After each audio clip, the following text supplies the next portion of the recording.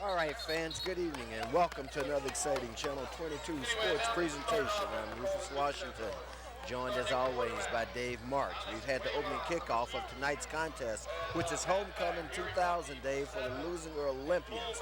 Coming into tonight's contest against their Bay League opponent, the Culver City Centaurs. Centaurs 1-5 overall, 0-3 in league competition. Leuzinger at 2-4. 2 weeks ago, they had the big win against West at 60-15.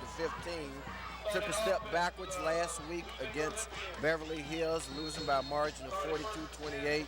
So they're looking to get back on the winning track and up their league record from 1-2 to even it at 500. Ball's in play right now. We'll get Dave's comments in just a second. Second down play coming up for the Olympians. Dave, your early game assessment. Well, Rufus, you saw David Guerin carrying there. It's usually the same story for the Leuzinger Olympians. They're a strong ground game. They have a couple of backs that they can go to. But their problem for most of the year has, of course, been the defense, and that came into play last week against Beverly Hills. So tonight, if anything else, they will want to have a solid defensive effort and try to shut down a Culver City team that is yet to win in the Bay League. Once again, they keep it on the ground, going around, get up the middle. That's number 4 for the Olympian attack. Picks up a first down as he takes it out across the 25. On the carry for the Olympians, of course, we noted number 4 is Victor McClendon. McClendon, one of the featured backs that are used. McClendon, Ronnie Bro, Calvin McCullough, George Cooley. They have a host of people that they can go to from the backfield, as that is their strength. Once again, the Olympians, as is their game plan, keep it on the ground. They take it this time out to about the 40-yard line, which is going to be yet another first down for the Olympians. Yeah, that man there, Mafua Leula, one of the key carriers, of course.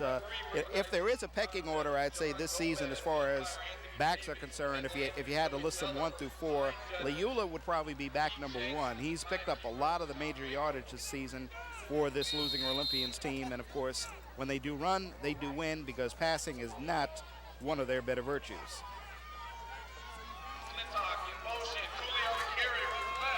This time it's Cooley with the carry. He goes left. Short gain this time for the vaunted Leuzinger Olympian double wing offense. We're here in the first quarter of tonight's contest. We've got under 10 minutes left, of course. Opening drive of the contest, Dave. And Leuzinger tonight going against a very tough defensive line for Culver City. If they do have one strong point, it's Jason Nitz, who's a senior on that line. He is a potential major college candidate. Of course, Guerin at the quarterback, ball's loose on the ground. Looks like the official's going to indicate that Leuzinger maintains possession. And what amazes you about the Leuzinger Olympians and their offense is they go to the ground an awful lot, but they are a team that does not make the big holding and the big clipping calls, and of course they don't fumble that often. They're basically a mistake-less team, I should say, on the offense. And right here they need about 2.5 yards for a first. And it breaks through the line. Could go all the way to the finish to be touchdown for the Olympians. 50-yard touchdown run by Mafua Lanua. Well, what did we say a second ago about if you had to name a back in terms of a pecking order, although they're fairly equal on this Leuzinger Olympians attack, you'd have to put him at back number 1. That's simply a situation where the defense is bunched up. They're all in the box, as you can see. They know they're going to run it, and when you get past that first wall, he's gone right there. Cooley with a little block and 2 defenders with an outside chance of getting him. Sean Lyons, the last one that had the shot, but Leula is gone for 6 at the 9-minute mark, and the Leuzinger Olympians crack the scoreboard first here. And of course, that's one, and as you say, the Leuzinger will be going for 2 here. No kicking game, and they pick up the 2. That's Bro with the carry. So, Leula does the heavy work on the 50-yard TD run. Ronnie Bro gets the short duty on the 2-yard, 2-point conversion. So, at the 9-minute mark, Leuzinger celebrating Homecoming 2000. the first of the new millennium, goes on top by a score of 8-0 on Lawndale's Community Cable Channel. As you 22. listen to the big bass drum, which comes in loud and clear here in our ears from the stands at Leuzinger tonight. It should be a festive crowd. It's kind of comfortable. It's been a uncharacteristically foggy day. There was an old Beatles song by George Harrison called Blue Jay Way that he wrote here in Los Angeles in 1967 when he said there's a fog upon LA. Well, that came to mind today in the late afternoon. The fog has lifted somewhat as it is dark, but it's not damp, and it's actually gotten a little more comfortable as it's gotten darker. Here's the kickoff. Handling kicking duties, Eddie Hernandez for the Olympians. Kick's taken at about the 10-yard line. Gets it out to the 25, out near the 25, let's say, where to be 1st and 10 for the Centaurs. And our first opportunity to see the Centaurs on offense tonight, Dave. Well, it was Walter Holland on the carry. They'll start Alex Cueva at quarterback. He's a sophomore, and of course, when you start at quarterback as a sophomore, a lot of it is expected of you. And their offense, they try to mix it up. They try to run quite a bit. They'll try to pass. And Socia Sicona is their big feature back. Expect him to get the ball quite a bit tonight. They start out by keeping it on the ground. And here, they may break something big. This is a big guy. He's being chased down by one Leuzinger defender. And he fumbles the football. Leuzinger's going to recover. Huge run there by number 7 for the Centaurs. Well, that was a 70-some-yard run. Well, he took it from the 25, lost it at about the 20. Let's call it a 45, almost a 50-yard run. However, caught from behind by number 22 for the Olympians, George Cooley. And I tell you, that's one of the early play of the games. And folks, this is what it means to not give up on the play. My sentiments exactly. Gary Mundy with the carry. He, of course, way out in the open, and Cooley ran so fast he eluded our camera there. Cooley able to bring him down. He fumbles the ball, and on it is Grant Roberts. So Grant Roberts recovers the ball right at about the 5-yard line. And this something, as you see, they usually go to the feature back, Sicona, number 42, but they elected to go to Mundy. They were looking for Sicona, and here's Leuzinger on the offense. So Lelure stopped after a short gain on the play. First and be second and long for the Olympians. We still got 8:25 left here in the first quarter. Leuzinger there, very fortunate, thanks to the great effort by Cooley to force the fumble. And the starting defense on the line, Jason Nitz, Mario Rosales, and Enoch Mills for Culver City. Jason Scott, Gary Mundy, Chris Cortez, Dwayne Zuniga as the linebackers. Once again, Olympians on the ground, short gain on the play. And getting back to that starting defense for the Culver City Centaurs, Michael Hooper and Steve Finley are at the corners. Angel Flores and Sean Lyons are the safeties. That's for the Culver City Centaurs. Their defense figures to be a little bit ahead of the offense. At least that's the way it looked.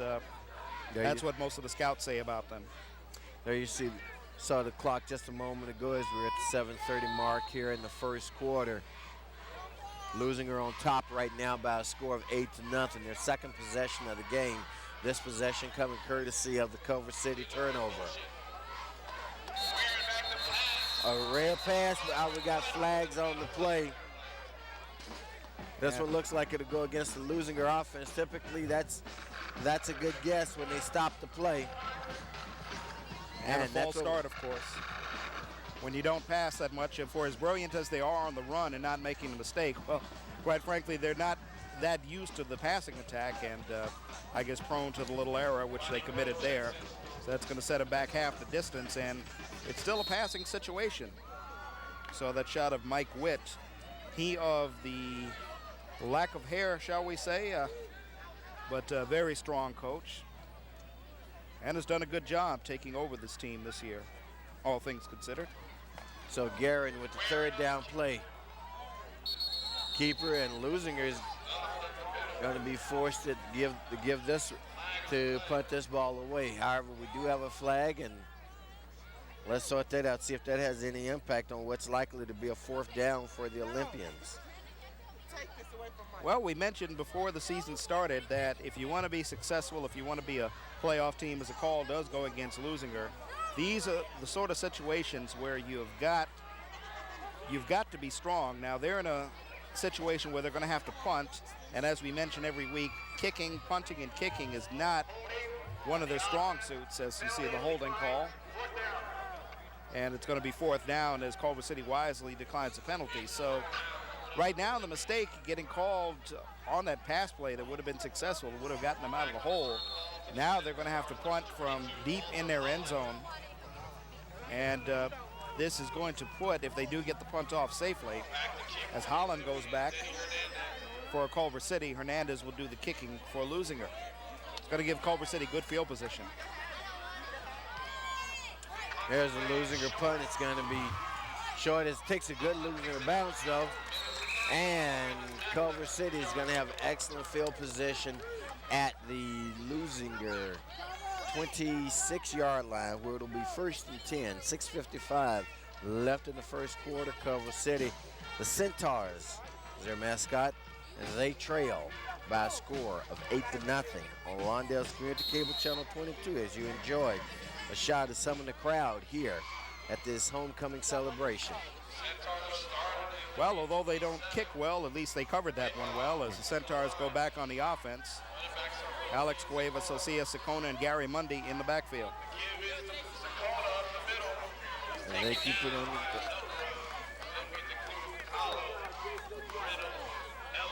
Well, Sacona that time on the carry. As we mentioned, the first possession, he is the feature back, although he didn't get that first carry. It was Mundy that got it before he fumbled, but you're going to see them call his number quite a bit tonight on the ground, and he is going to be tough to bring down. Leuzinger defense is going to be tested up front tonight. So it's a 2nd down play for the Centaurs now, 2nd and long. Looks like about a 2nd and 8 from this vantage point.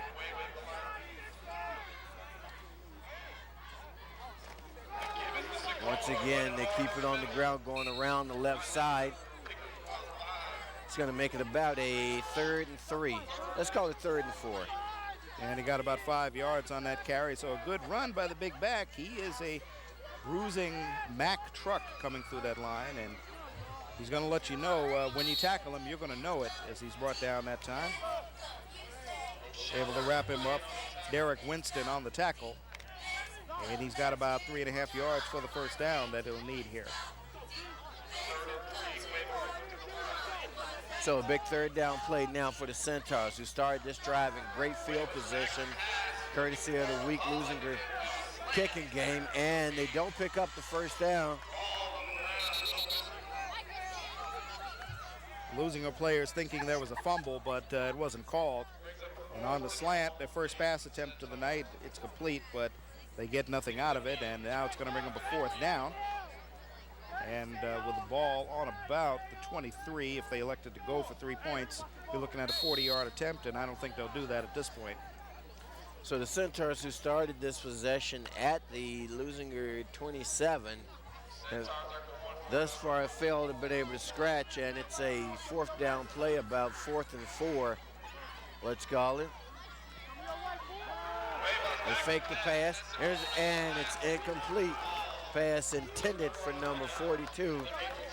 Leuzinger will take over on downs at their own, let's call it their 22-yard line. Had an unfortunate break for Culver City because Sacona was wide open. It was a well-executed play, but just threw the ball a little too hard. You got to get a little more touch under it. Just try to burn his hands, and one that's tough to hold on to. It's a little softer. I think Sacona makes that play and gets the 1st down, but not able to come up with it, so the Leuzinger Olympians will get the ball. As the officials huddle up, there's Mike Wick. Mike Wick taking over for Don Markham. He was an assistant last year under Don Markham, who got this team into the playoffs in 2nd place. And for the Leuzinger Olympians, as you see the call, ineligible man downfield. If they're going to get to postseason this year, they have an outside shot, but they'll need a win tonight to get to the 500 markers. They're 1-2 in the league. And right now they are in a tie with Beverly Hills. Well, actually Beverly Hills is ahead of them because Beverly Hills beat them. So they've got a ways to go. Basically cannot afford another loss for the remainder of the season, and they've got some big games coming up. You need to look toward me because I can't hear you. Okay. This is Ronnie Bro with the carry. So it'll be a first down for the Olympians. Good. Well, as they pick up the big first down, Ronnie Bro again is doing the job. And for those of you out there watching the ball game, we have lost our monitor. So Rufus and we're going to have to do this game the old-fashioned way. We don't have binoculars. We're just going to have to see the players down there on the field. So it's a 1st and 10 for the Olympians. Short gain on the play for the Olympians. Well, they come in to make the stop there. And we mention again that if there is one strong suit for a team that's 0-3, it's the line. And the line of Culver City is a very good front line led by Jason Nitz. And of course, that's 0-3 in league competition in the Bay League, 1-5 overall.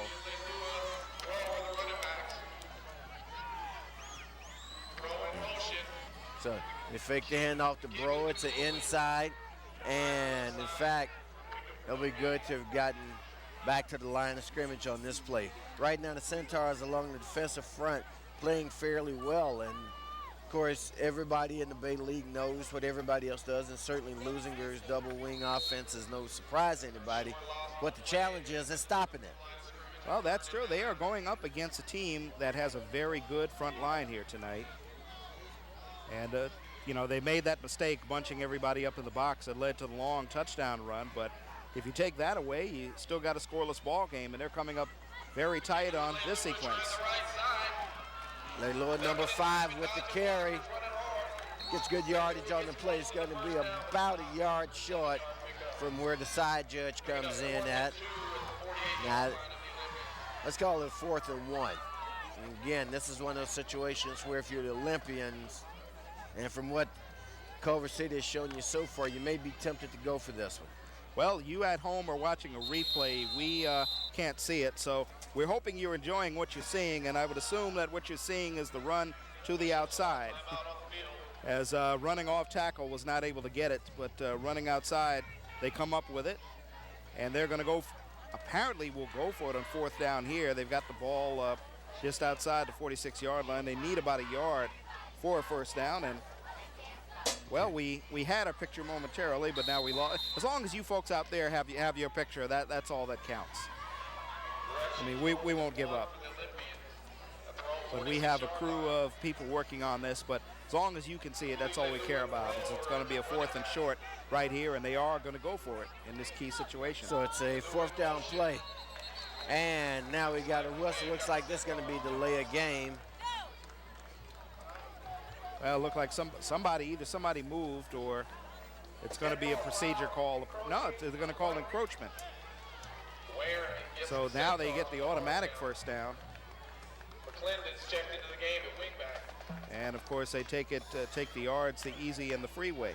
Okay, so in fact, as Dave has pointed out to you, that penalty went against the Centaurs, so it's going to be well, hold on.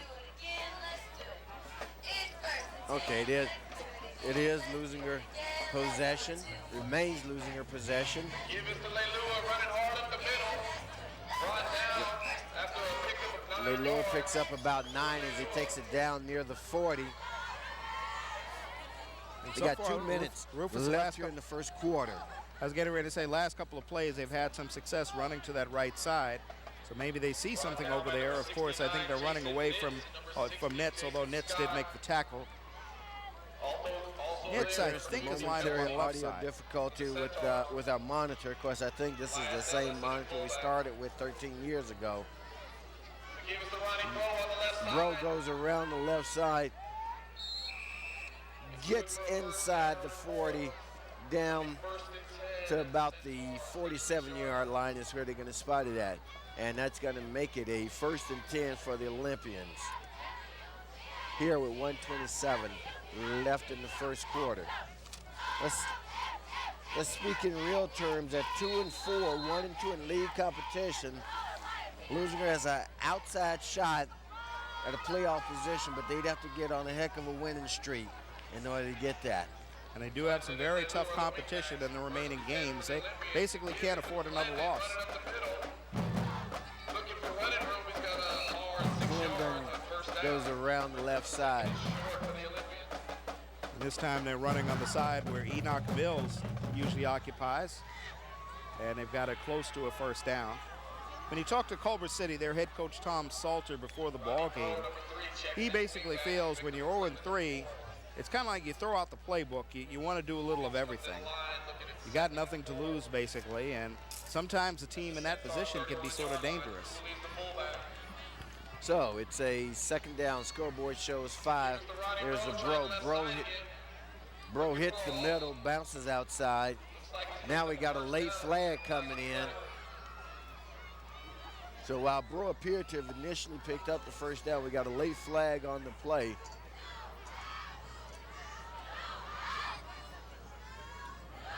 And you wonder if it's a late hit. Talking to Culver City, we mentioned that Leuzinger doesn't do too much clipping or make too many mistakes when they run the ball. They do that fairly proficiently, but we'll have to await this call right here as they march backfield.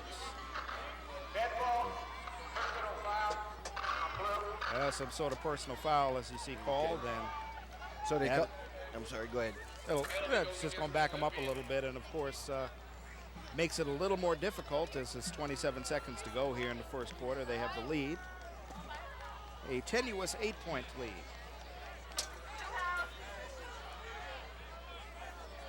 So the personal foul against the Olympians will back them up.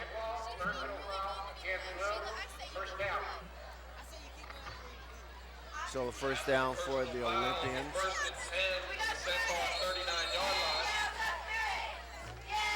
I think they actually get credit for the first down, however, but they just lose the yards. Clock goes.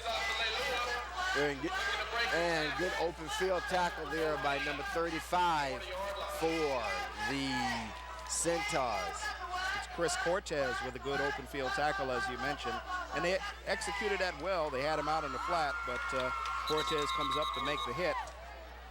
As this quarter comes to an end, you're going to take a look at that one again. It's nice Cortez and Leola out there one-on-one. And that one goes to Culver City as quarter number 1 comes to a close. So, after 12 minutes, our score, Leuzinger 8, the visiting Centaurs of Culver City, blanked in the first quarter, 8-0. Second quarter action coming up momentarily right here on Lawndale's Community Cable Channel 22. Well, think about that big turnover that Culver City committed when they fumbled the ball. When they're wide open, Gary Mundy on the long run, and he's caught from behind, fumbles the ball. If it's not for that, you maybe have a tie ball game right now, but as it is, Culver City in the second quarter, their defense has come to play. They have not made it easy for the Leuzinger Olympians by any means, and they're just one break or one good stop away from possibly tying up the ball game. Right, and in fact, Culver City had a second opportunity there in the first quarter where, courtesy of the short punt by the Olympians, they got possession at the 26-yard line of Leuzinger. Couldn't move it. Had to go for it on 4th down, weren't successful, turned it over again to the Olympians. So they had 2 opportunities there in the first quarter to put points on the board, failed to capitalize on either opportunity. We'll start this second quarter with Leuzinger in a 2nd and about 10.5 situation. Leuzinger in the dark blue uniforms, if you haven't figured it out yet, and Culver City in the visiting blue with the white jerseys. So, Here's the handoff to Victor McClendon.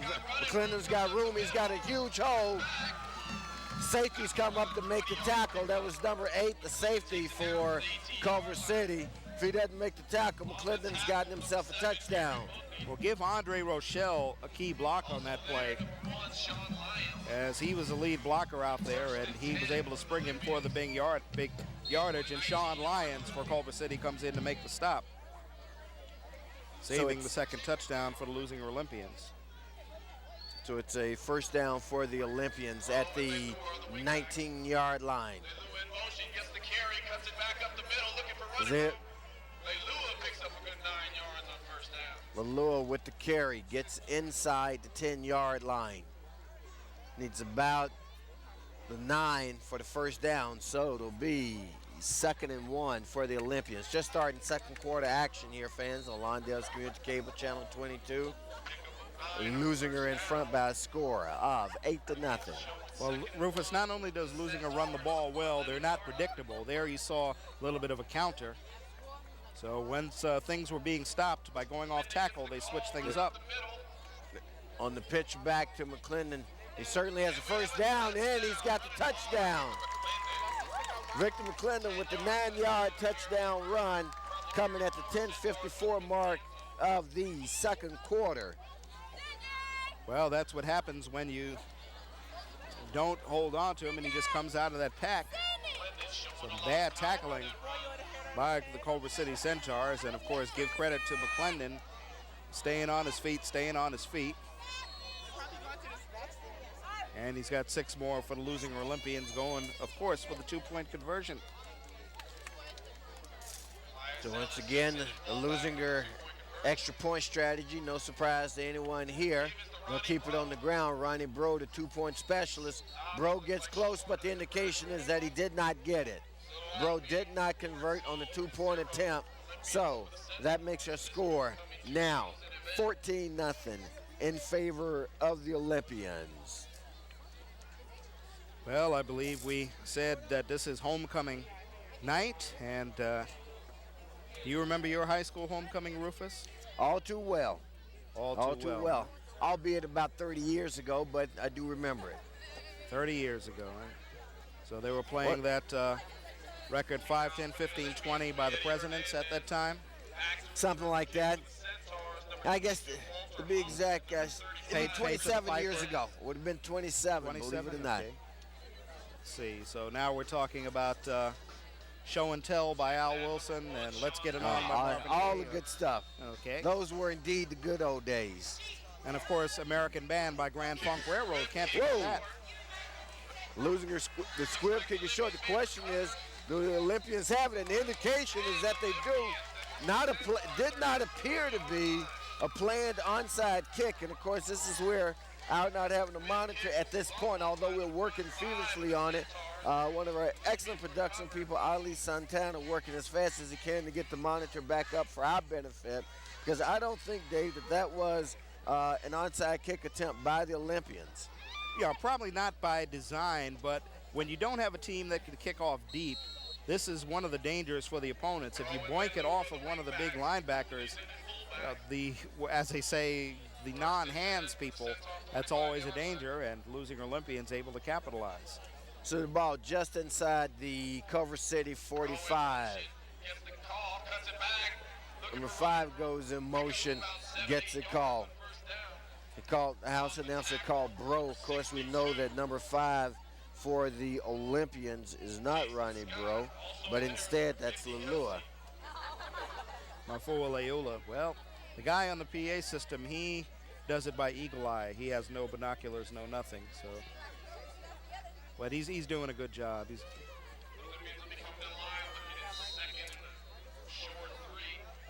They've got the second and looks like about 3 here at the 10-15 mark, quarter number 2. About the 37-yard line again. Dave Guerin, the senior quarterback. They hand it off on the inside. Bro picks up the first down as he gets down near the 30, just outside the 30, but it's going to be a 1st and 10 nonetheless for the Olympians. We've got 10 minutes, 10:02 to be exact, left here in the first quarter as the clock stops momentarily to give the guys working the sideline chains an opportunity to move the ball. We do have camera back now, or I should say a monitor back. So you see the traffic on Rosecrans just the way we do. How about that? All right.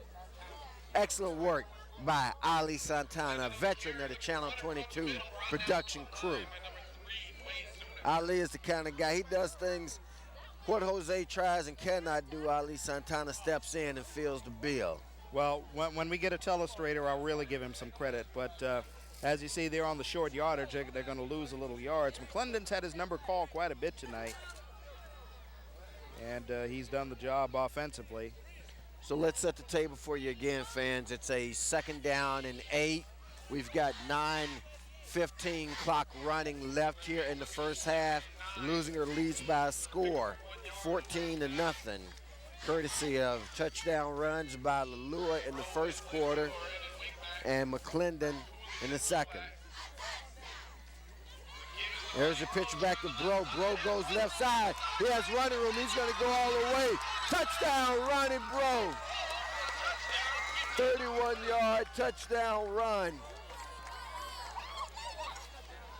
Well, I think there's a handkerchief on the field, and as you saw him come around that left side, somebody obviously did some kind of chop block there because he was just sprung. There was some sort of hit there, probably a block in the back. And the indication appears to be, Dave, as you're saying that this one is coming back. The official's going to mark it off. Perhaps, let's listen for the call first. And holding is the call against the Olympians. We'll see if we can get another look at that. And here's another look from ground level. Yeah, they got Cooley. They called Cooley for that was questionable. You saw Cooley kind of shrugging it off with the officials, kind of questioning it. That, I don't know. That was very borderline, to say the least, as we have a timeout on the field. Culver City with the timeout. Coach Mike Witt out on the field with his troops. The penalty will back them up, makes it a 2nd and 19 now. They're going to spot the ball at the 35-yard line. Well, as you see, David Guerin, with this being homecoming, there are many names that people will recognize throughout the year. Bo Moy Moy is back. Donald Bell from last season. Of course, Donald Bell, let's test your memory. What was Donald Bell's jersey number last year? He was number 3, I believe. Okay. You're on top of your game tonight. Of course, haven't had the opportunity to tell you, good folks, if you enjoy listening to the radio, as I'm sure many of you do, you can catch Dave Mark doing news commentary daily on KJLH 102.3 at 4:55, is it, and 5:55 approximately? Wherever news happens, you know. Okay. 2nd and a long 12 from the Centaur 35-yard line. Lelua in motion. The give is So the 2nd down play. Cooley goes up the middle. Cooley comes outside to the left. Got one guy to beat. Number 22 for Culver City takes him out. Cooley a little slow to get up, but now gets up, walks back to the huddle.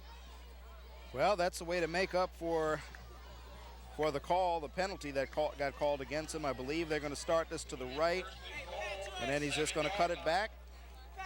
And once he does that, he's all on his own. Walter Holland getting the angle on him, and he'll get him before he gets to the end zone. Excellent work by Cooley to change direction. As you saw, that play initially started out going to the right. Cooley felt the pressure there, reversed and went left with it. Elias Ellis gets the counter ball. Pick up a 3. Ellis' first carry tonight, or at least the first time we've had an opportunity to call his number.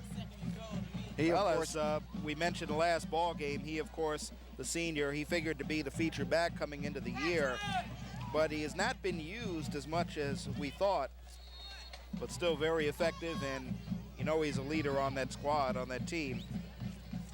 So his presence is very important there in the general scheme of things. Ellis coming in with 403 yards on the season. This time the ball comes loose. Looks like Leuzinger is going to maintain possession. Or we're talking about the Vaughn and Leuzinger rushing game. Lalua comes in with 98 carries for 690 yards. McClendon's got 444. Ellis with 403. And Bro with 365. That's about 1,400 yards of carrying duty. So you got 4 guys pretty much taking 4 guys to replace the effort that Therian Fontenot gave them a year ago. Of course, along with Donnell Charles, that was one of the more potent running attacks. Leuzinger gets down near the goal line. Looks like it's going to be a 4th and goal from about the 1-yard line. Well, you mentioned the backs of last season, 4 people trying to do the work of what 2 were able to do last year. That just shows you how strong this running attack was. Looks like we could have had a face mask there if the officials had caught it. But this is obviously 4th down territory for the Olympians. 4th and goal from the 1-yard line. We've got 6:45 left here in the first half. Leuzinger already leading by a score, 14-0. And gonna have a penalty. This should go against the Centaurs. Yeah, they're pointing at Rochelle there on the left side of the line, but I think someone on the right side of that Centaur line did move, and that's going to bring them half the distance. Enoch Mills not happy with it. So now McClendon comes off and Bro comes in. Bro more of the short yardage back.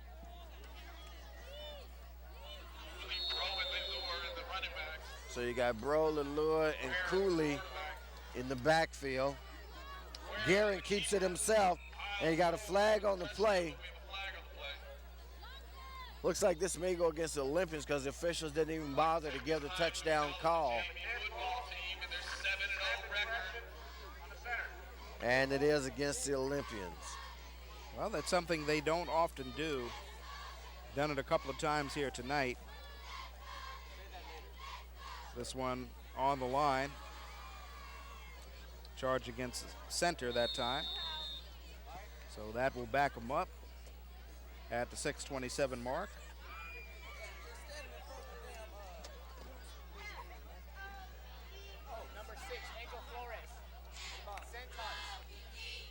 So once again, the kid Guerin calls his own number again. Dave Guerin not showing quite the fleet of footness that the running backs, the guys who normally carry the ball for the Olympians, do. Also not quite as fleet of foot as Shaz Foster from last season, or Bell for that matter, as you remember. And this is going to give Culver City a little bit of life at the 6:10 mark. They'll only be down 14-0. I was going to say that one thing that the Leuzinger offense has done tonight is they've been able to keep Socia Sikona off the field pretty much. He's only got a couple of carries, a big bruising fullback, but he's going to get his opportunity now to try to get Culver City out of the hole and get them on the board. So Culver City ball's at the 5. They send a man in motion. They keep it on the ground. Gain of about 4 on the play. Well, Rochelle and Cooley coming up to meet Socia Sikona. Trying to keep him in check, the junior. Culver City needing to pick up a couple of first downs here to get out of the shadow of their own goalposts. Something we failed to mention this evening about Culver City, they basically will not have any home games this year. Their home field is under construction, so you know this is a tough year for the Culver City Centaurs team. Once again, they keep it on the ground again. They're going to be short on the gain. Culver City here needing to pick up a first. They're going to spot it out at about the 12, make it a 3rd and 3. Well, that Centaur offense is going to have to start mixing. They're going to have to be a little unpredictable. Their coach, Tom Salter, said they were going to just throw caution to the wind and do what they needed to do to score tonight. Well, first 2 carries didn't work. I mean, they're very predictable, and now they're going to have to make something happen here on 3rd down. Once again, they keep it on the ground. They pick up the first down and then some. That's McClendon, number 4, who makes the tackle, but not until after they pick up the first down and move the chains out past the 30-yard line to about the 32, where it'll be 1st and 10 for the Centaurs here at the 4:45 mark of the first quarter. Well, so far tonight, Mundy has had the better of the ball carrying. He, of course, lost that touchdown bid when the ball got knocked away. He was caught by Cooley. And this time, it was a play action sort of thing. They were in a passing, so you figure they were going to pass out of that formation, and they give it to Mundy, and he gets the big positive yards. Chris Cortez checks in at the tailback. So the full backfield, they keep it on the ground. There's movement at the line, but the official disdained it. Well, Rufus, they're ready for Sakona tonight. He has not been able to really get much. Sakona, the big bruising fullback, and they're just looking for him and keying on him, and he has yet to break one. So with this 2nd and long, it'll be interesting to see if they go to Mundy here or if they elect to go to the air. Well, they certainly should consider themselves at this stage quite fortunate. Obviously, they want to capitalize here, and now you got a timeout being called by the Centaurs. I know that's at least their 2nd of this half.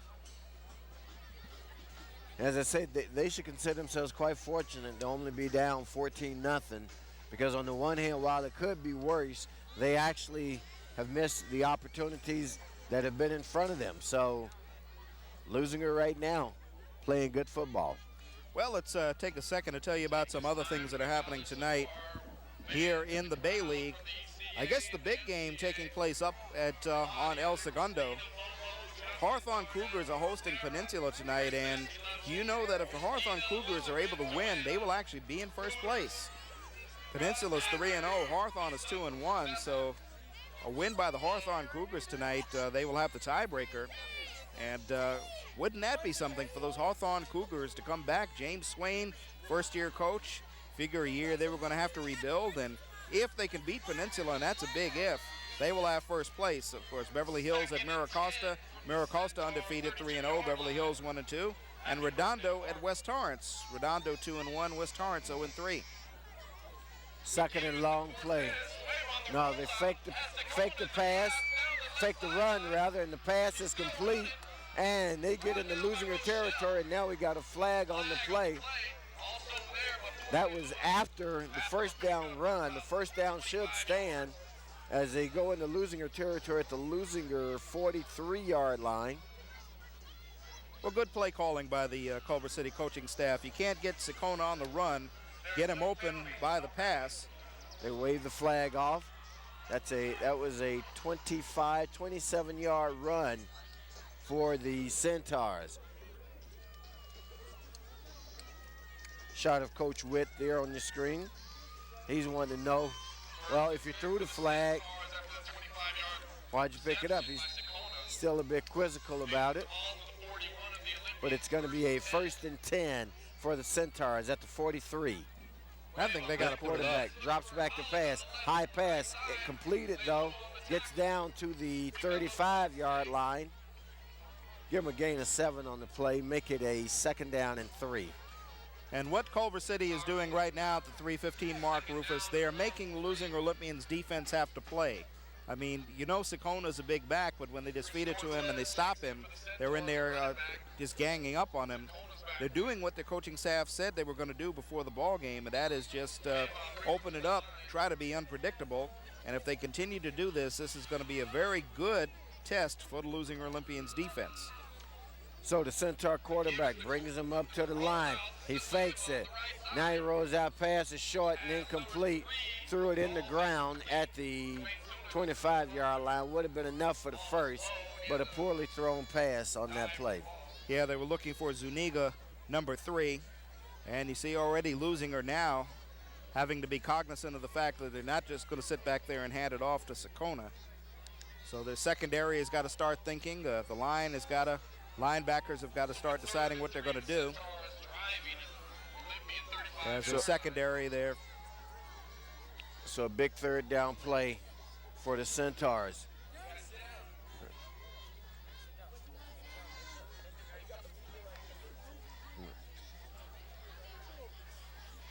And they keep it on the ground, and they pick up enough for the first down as they take it inside the 30-yard line down to about the 28.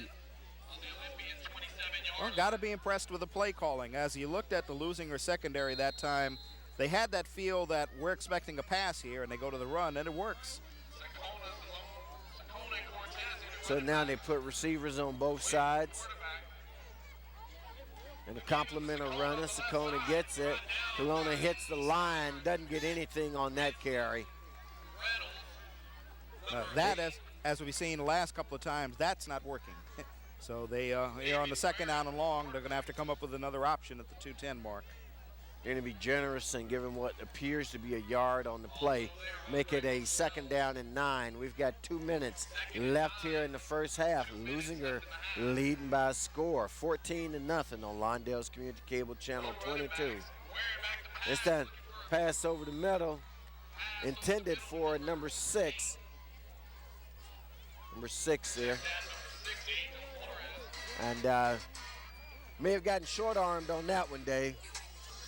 Yes, possibly. Angel Flores was out there on the pass route, and just timing was not down. Receivers hadn't turned, weren't looking for the ball. Well, that was that, and I think Angel decided this isn't the time for me to lay out on this one. Catch me the next time, brother.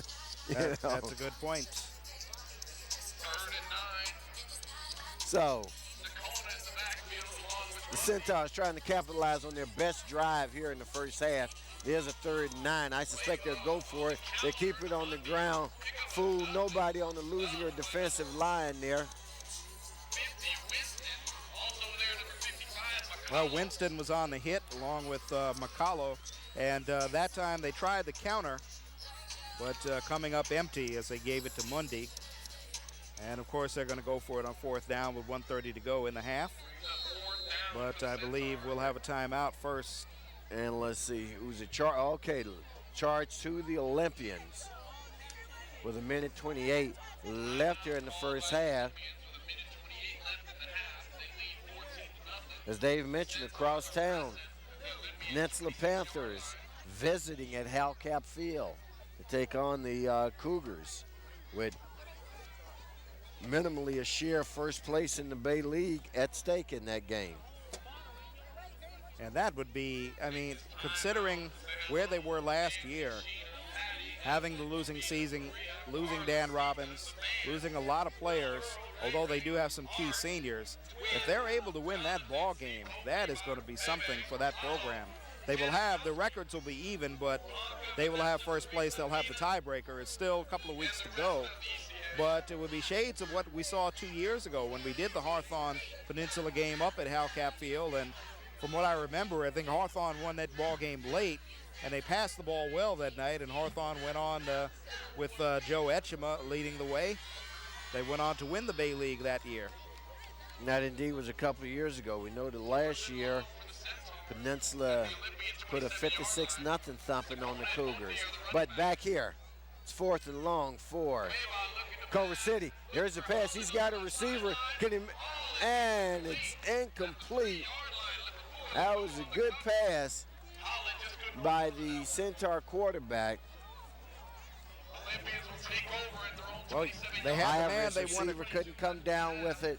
So they're going to turn it over on downs with 1:22 here. And this is a dangerous area for Culver City. If you're Culver City, you've done well to be in the game at 14-0. The last thing you want to see happen is see one of the Leuzinger backs break it to go all the way here with 1:22 left in the first half.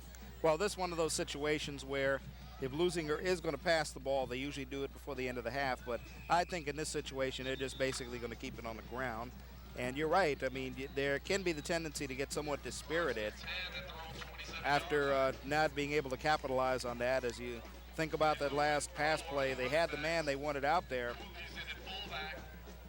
And had the touchdown been scored, the unhappiest man in the house would have been Ellis Vernon, because he looked like he was out there at the free safety, and he kind of got there late. He was supposed to get there deep. Mafua Leula had him short, and the receiver beat Leula, but fortunately off his fingertips, and fortunately for Leuzinger, off his fingertips, and no points at the 122 mark. Right now, as the official over on the Centaur sideline discussing a matter with their head coach. Their head coach seemingly had a question about the last play. I think he thought there should have been interference called on that play. Now we're going to get an explanation from the...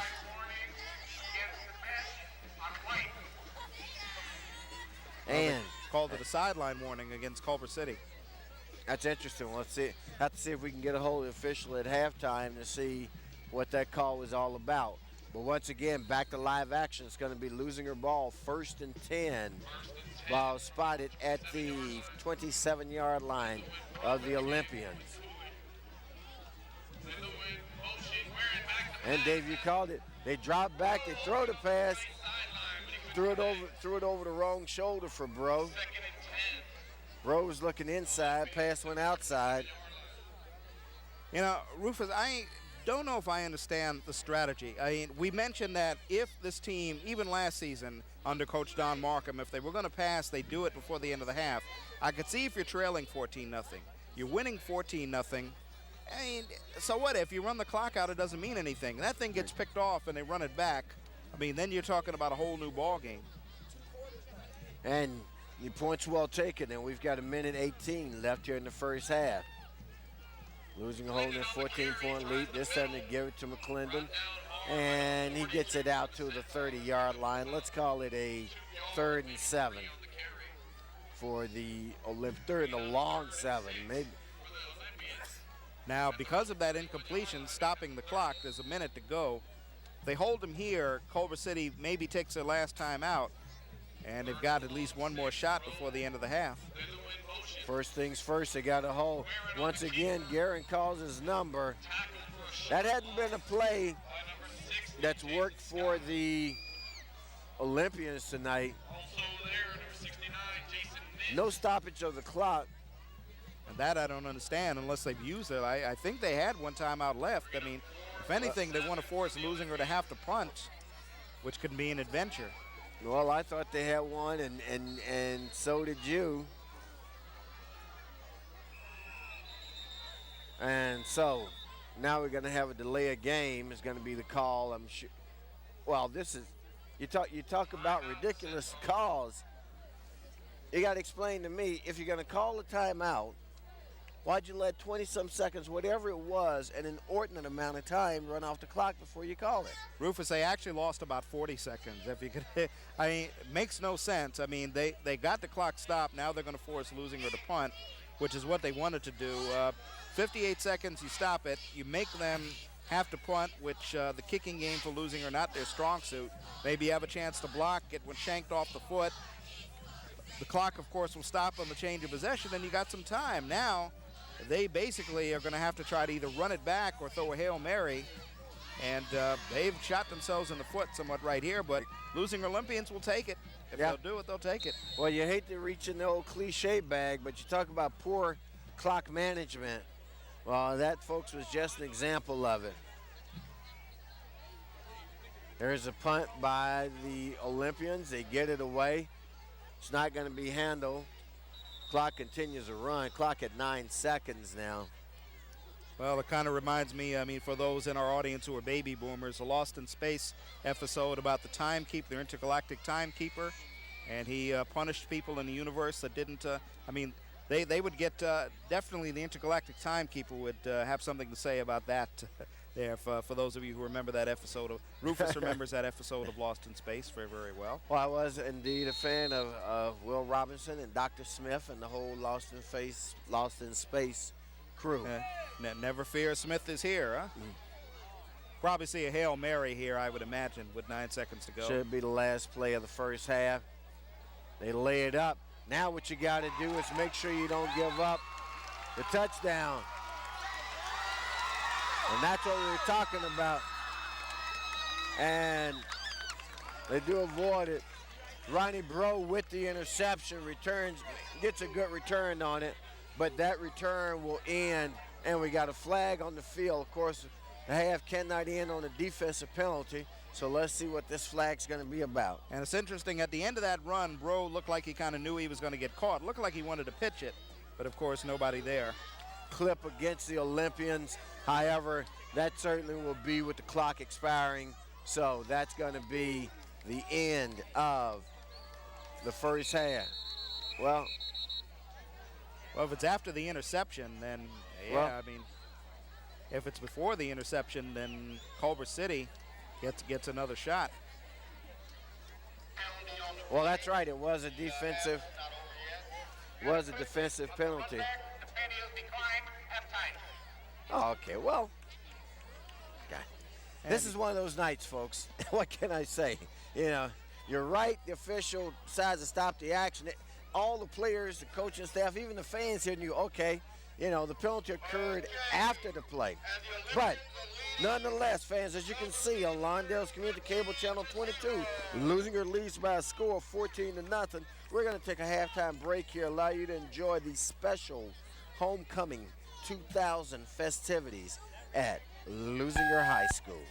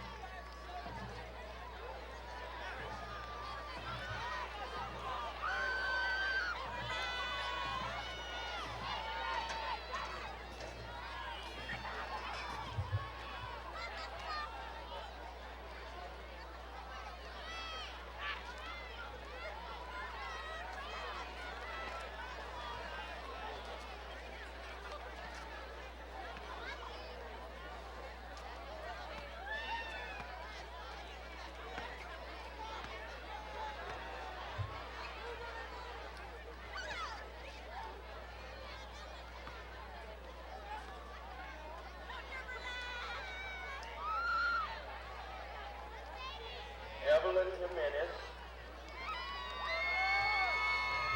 Jessica Warren. Shelly Smith.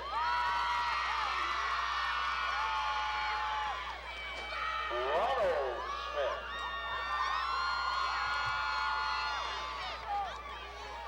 And Andreen Williamson. Ladies and gentlemen, we're 2000-2001 Sports Royalty candidates.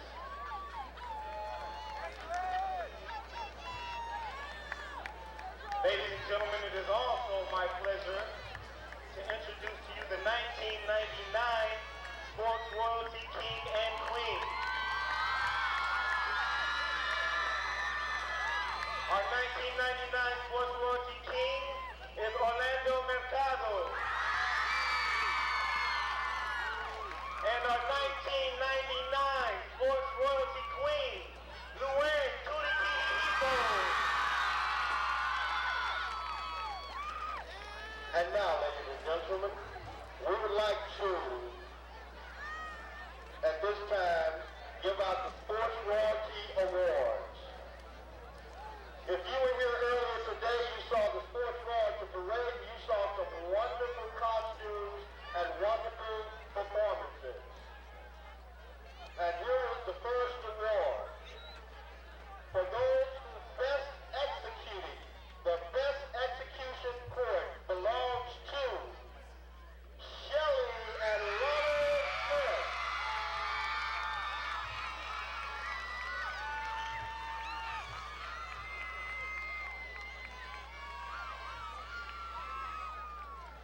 And now, the award for most artistic. The award for most artistic goes to Shelly and Ronald Smith.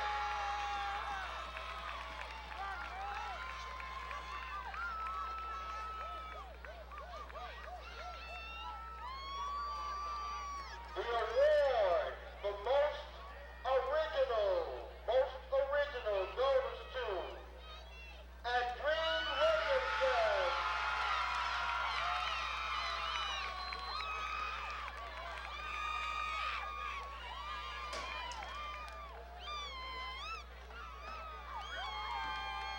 Okay, and the big daddy of them all, the Grand Sweepstakes Award. The Grand Sweepstakes Award goes to Shelly and Ronald Smith.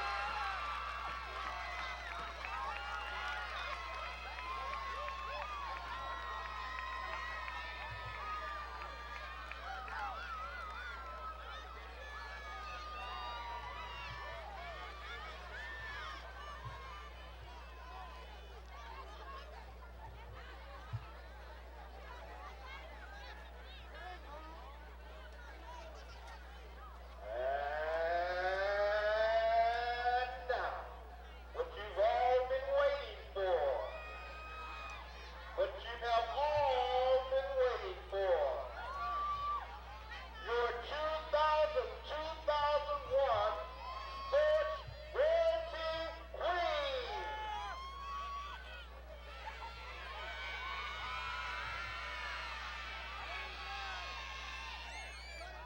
First of all, I would like to announce your Sports Royalty King, Mr. Ronald Smith.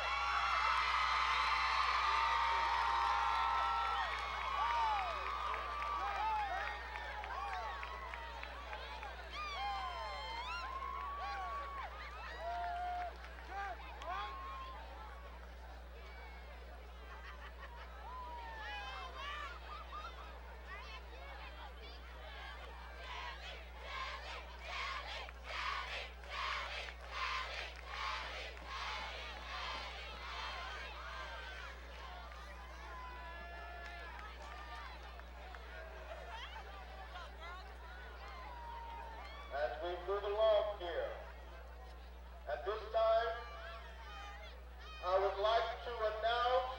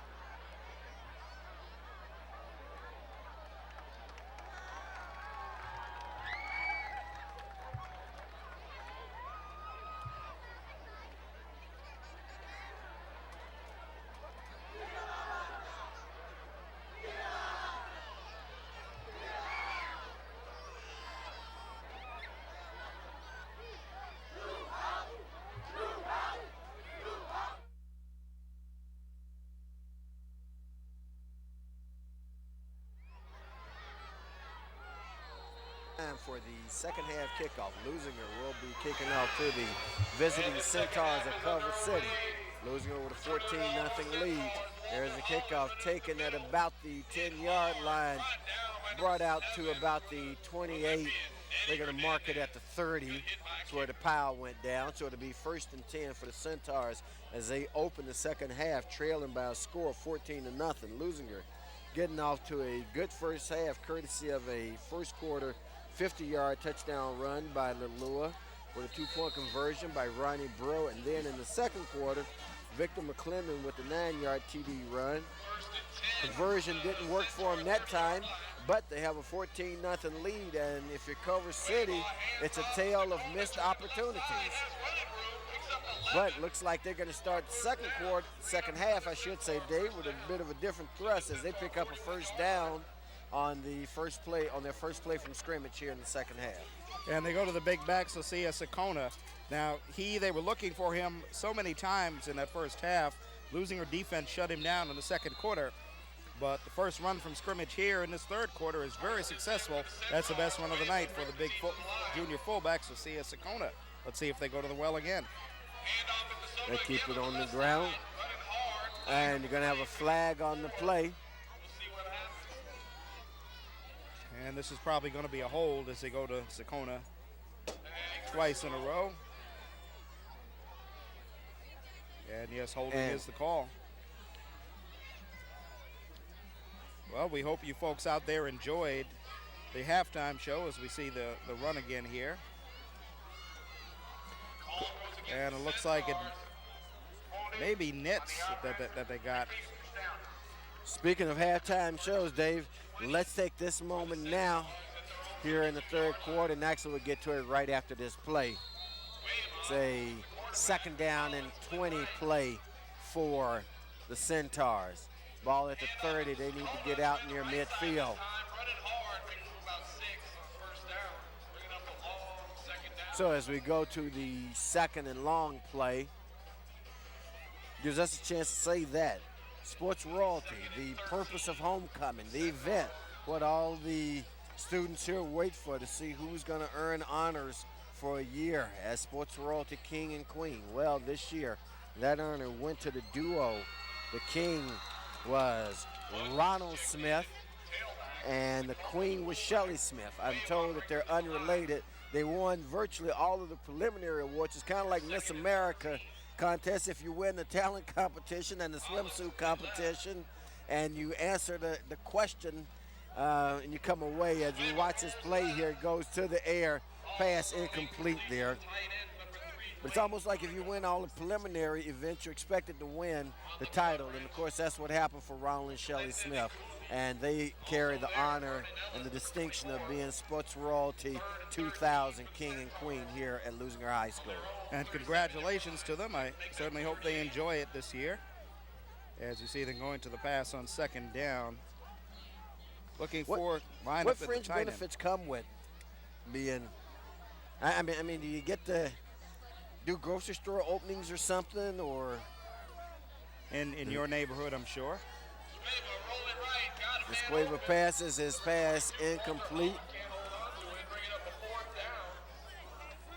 22 was Holland. Go ahead, I'm sorry. I'm saying them going to Holland on the outside, and I'm still trying to find an appropriate answer for what you just said about what do the homecoming king and queen actually get to do. I mean, it's they don't open bridges or things like that, but that's well, it's a good distinction to have, I guess.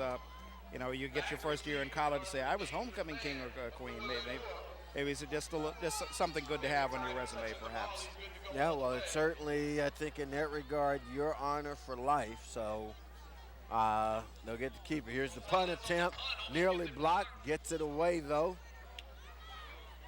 and turns out to be an excellent punt, as it's going to be down at the 15-yard line, inside the 15.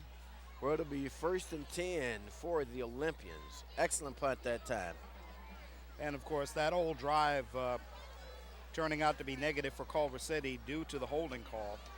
Started off well, but the hold sets them back. And with them needing points early on in this third quarter, they have to get rid of the ball, but they do get a decent punt. And Leuzinger Olympians go on offense for the first time in a half, where they will go to the tight wing tee and keep it on the ground, of course. There you're looking at, in your screen, Kenny Mobley. So Bro has hits the middle, gang tackle there. Good swarming defense by the Centaurs. I tell you, anything that comes between the tackles is getting eaten up by their defensive line. Yes, when you have Nitz, number 69, Mario Rosales up there, that is the strength of that team, that 3-4 defense. So it's a second and long. We're here in early third quarter action, 9:45 left in the third. 2nd and 6 for the Olympians. And this one's going to be stopped. In fact, there's going to be a loss perhaps on the play. Looks like a loss of maybe 2, if that's where the spot's going to be. Well, again, nothing there between the tackles. Jason Scott, Jason Nitz, and there again, Mario Rosales. So that is where they are tough, and this is still a contest. And Culver City is still very much in this, and considering how effectively Leuzinger runs the ball, the fact that they've only got 2 touchdowns. They place it back at the 15-yard line, and now you're going to have a timeout called by Guerin, and Coach Mike Witt heads straight to the field, to his team's huddle. Well, the man went in motion, so they weren't on the same page exactly, and that's why the timeout was called. So that's Leuzinger's first TO of the second half. Let's keep a note of this time around.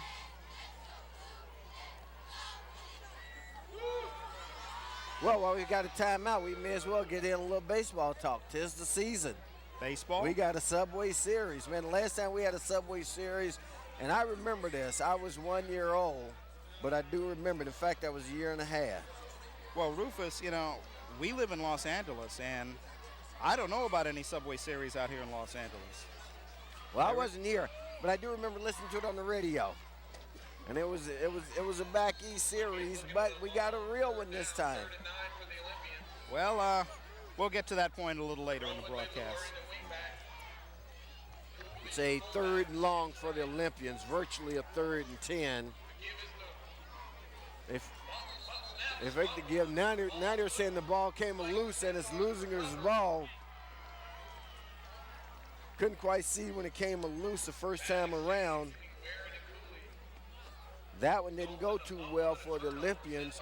And again, as we spoke in the first half, where the Centaurs had 2 opportunities, Dave, if you recall, didn't cash in. The first one was when they had the long run and they were stripped from behind by Cooley at about the 10-yard line, which would have been first and goal. Should have been a touchdown if the guy had more speed. Second time they got possession at the 26 of Leuzinger, courtesy of the short punt. Yeah, they're right in this ball game. I mean, the Leuzinger Olympians have not been able to run up the score on the ground the way they usually do. I mean, last week they put up 35 points against Beverly Hills and lost when their defense, of course, did not come to play. Well, they have been tested tonight, and they fumbled for the first time. It's Guerin trying to hand off to Cooley in a bad exchange. And this gives those hanging in there Culver City Centaurs golden field position. So Leuzinger with the turnover, as you say, gives them an excellent opportunity here. Early in the third quarter at the 8:29 mark. Now what they are discussing is, and that's interesting. Since of course there's no TV replay here in high school. There you get an opportunity to see some of the many assembled here tonight. Actually a very, very good crowd. We've got a full house. A lot of the Leuzinger faithful from not just the present, but from years gone by. They've announced a few of them that we've seen here tonight. Chaz Foster, Bell, Therian Fontenot, who's a regular here every chance he gets. And the Supremes used to wear outfits like that, I think. The sequin dress. There's a story I could tell you about a red sequin dress, but I'll save that one for another day as well. And that was a legal battle. I mean, it's a good, clean story. It's from a store around here. Well, again, that Subway Series point, saying tongue-in-cheek that basically nobody here in Los Angeles seems to care about what goes on in New York City. Of course, the city of New York is coming apart at the seams right at this point, and I'm a journalist, so I can't get involved with any of that. I can't root for one team either way or the other. You know how that goes. Leuzinger defense stiffens there. The defense looking to seeming to take umbrage at the offense's ineptness on that last series, and they're looking to punish the Centaurs of Culver City. Well, they've done, considering the fact that they've had a tough running attack that they've had to go against in Sakona and Mundy, they've done a good job. They've denied them the end zone, but uncharacteristically, the Leuzinger offense has not been as potent as we're accustomed to seeing. As Mundy loses the helmet right here, he's going to have to come off for an equipment change. And they stop the clock at the 8:09 mark. So they'll get another back in there along with Sakona. Alex Cueva has been their quarterback. He's number 2 there. So a 2nd and 10 for the Centaurs from the 15-yard line of Leuzinger. Drop back to pass. There's a pass in the left flat. Pass is completed down to the 10. So give them a gain of 5 on the play. That's Cueva to Holland that time. Holland is the feature receiver. He's the one they go to the most. And they've got about 5 yards to go for the first down. Down, turn around, and well, if you're the Centaurs, this is one you got to capitalize on. Most definitely.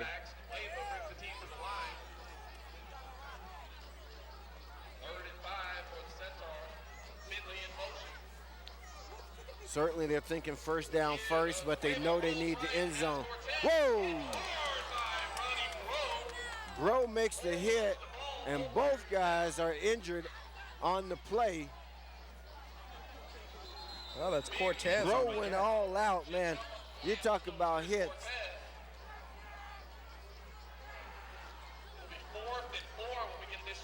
Looked like Chris Cortez just had the wind knocked out of him. A chance to see a replay here, and folks, what you're going to see is a good, clean tackle by Bro. But looks like Bro got the worst of the tackle. And I'm going to venture a guess from the looks of it that could well be a shoulder. Bro gets up, though, shakes it off. They're going to bring him out, certainly momentarily. Bro, of course, gives up quite a few inches to Cortez, but he does not give up the first down.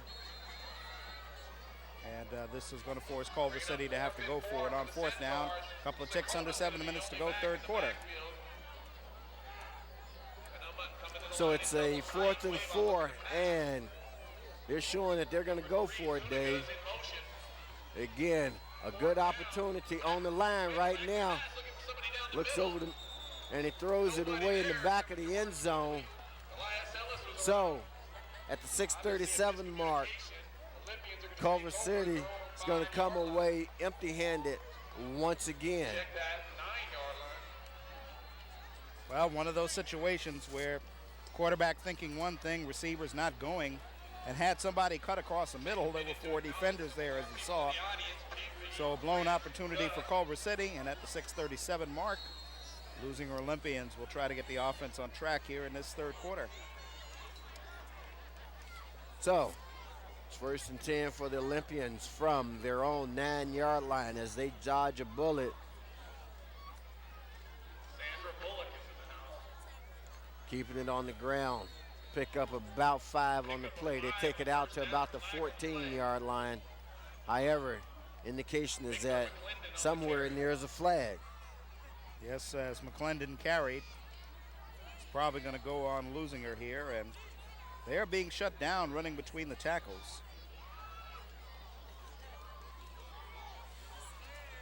These two teams look basically, you'd have a hard time believing that Culver City is 0-3 in the conference. Basically the way they played tonight. But speaking of California, while we've got a break in the action here, the officials huddling on this call. One of the things we do know is while much is being made of the fact that it's a Subway Series, folks seem to forget in the '89 series, we had the Bay Area Series separated by 11 miles. The Giants and the Oakland A's. Of course, that was the year of the huge earthquake up in San Francisco, which we remember all too well. But I think there are a lot of fans around the country. I mean, if you're a baseball fan, it's going to be a series to see. I myself, believe it or not, will be pulling for the Mets. Being a Brave fan, there's no love lost on my part for the Yankees, given the results of the last couple of World Series. So, well, you know, you can count me as a bandwagon fan. I'll accept that title. Well, as this call goes against Culver City, you know, if we could get me on camera, I want to let people know for the record that I'm an objective journalist and I can't root for anybody. Can you guys get a shot of me on camera? I want to say this on camera. When we get a chance, I want to let the public know that I'm a. Do you have me? Now, okay, I'm a journalist and I'm not allowed to root for anybody. You see, I know there's a big Subway Series coming up in New York, and I simply cannot root for any one of the teams. So just take my word for it. I'm straight down the middle. I'm not rooting for anybody in the Subway Series. Back to the game. You know, of course, we won't let people know what your email address is and your internet name. I think that would tip them off as to where your loyalties and sentiments really are. 1st and 10 for the Olympian. Clock rolling. Blow comes around the left side. They're going to give him 2, maybe 3 on the carry. It's going to be a 2nd and long for the Olympians now.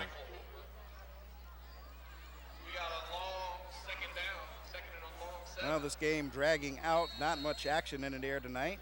And, you know, there's somebody with a New York Yankee hat. I've seen a couple of Yankee hats here tonight. I don't know if they're just wearing them because they know they're Yankee hats or if they like the color. 2nd and 8. Once again, to keep it on the ground, this is Lalua. There's a flag already on the play. Lalua out near the first down. Well, you know, we talked in the first half about we gave the Leuzinger running attack so much credit for the fact that they do run 98% of the time and they don't make the mistakes. That has not really been the case here tonight, unless this goes against Culver City.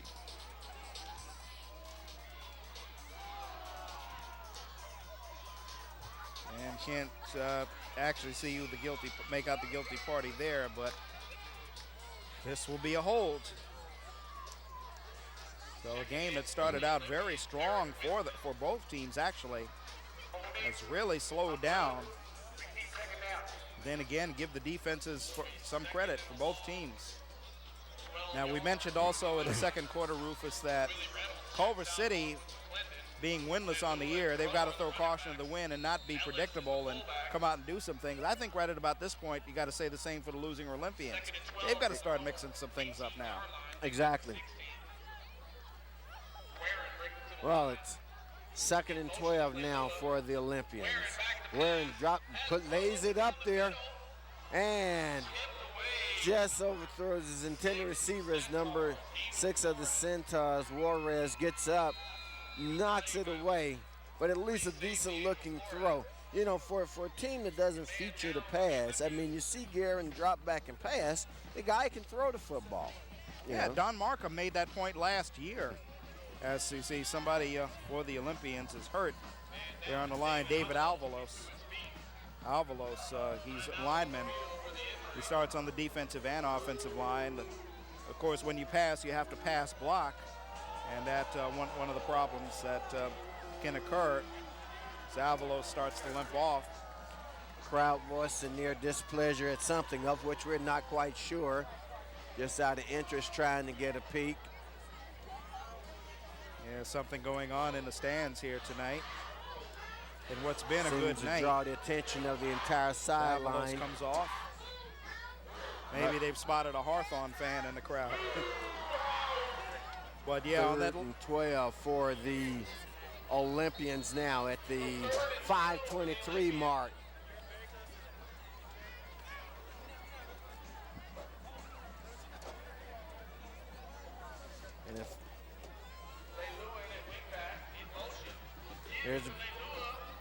There's a flea flicker. Bro ends up with it. Out of all that, pitch initially was to Lalua. Lalua hands it off to Bro. Yeah, that was a counter that time, and it works with some positive yards. Gets them up close to the first down. They're going to be about 2.5 yards short. And it'll be 4th down, and by the looks of things, they are going to have to punt this one away. So it's a first. Scoreboard still scoreboard shows 4th down. It's actually going to be a 4th and 3. Leuzinger is going to punt this particular situation.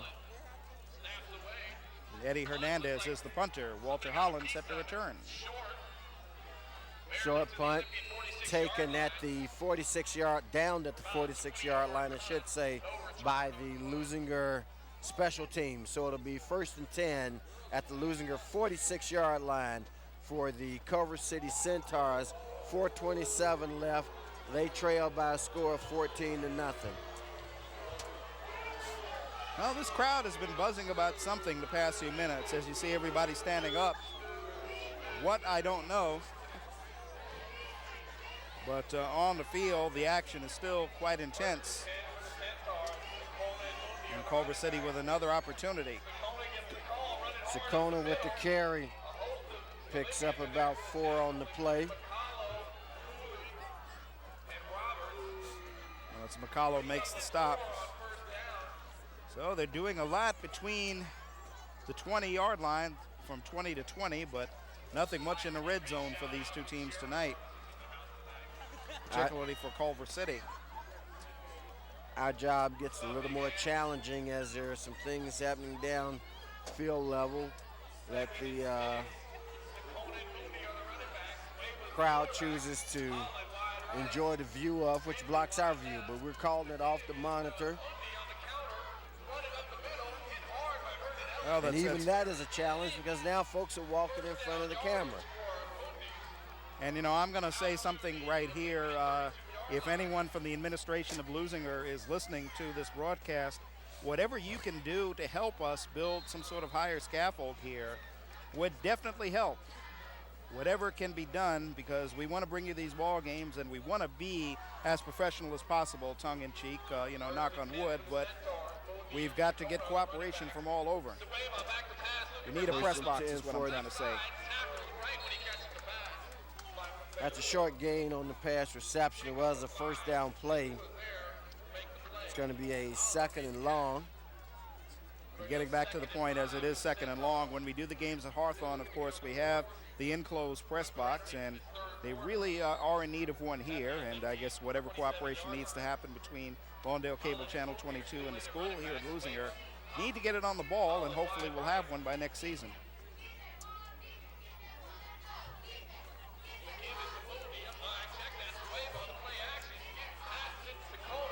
Well, they hit Sakona on the flat, and he might score.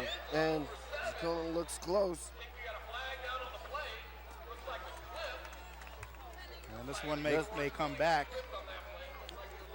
And from the indication of the judges, it does look like it is going to come back.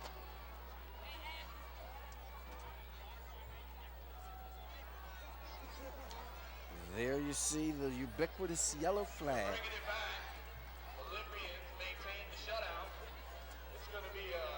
So again, for Leuzinger, the cliche is they dodged a bullet. For Culver City, they shoot themselves in the foot at the 2:40 mark of the 3rd quarter. So we've got 2:40 left here in the 3rd quarter. Rather quick-paced 3rd quarter, all things considered. Leuzinger maintaining their 14-point lead, pitching a shutout as they did throughout the first half. Centaurs here once again with an excellent opportunity in the second half.